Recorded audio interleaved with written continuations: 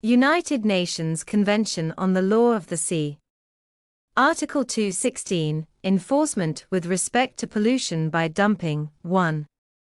Laws and regulations adopted in accordance with this convention, and applicable international rules and standards established through competent international organizations, or diplomatic conference for the prevention, reduction and control of pollution of the marine environment by dumping shall be enforced. A. By the coastal state with regard to dumping within its territorial sea, or its exclusive economic zone, or onto its continental shelf. B. By the flag state with regard to vessels flying its flag or vessels or aircraft of its registry. C.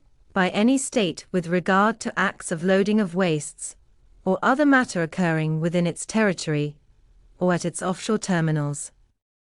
2.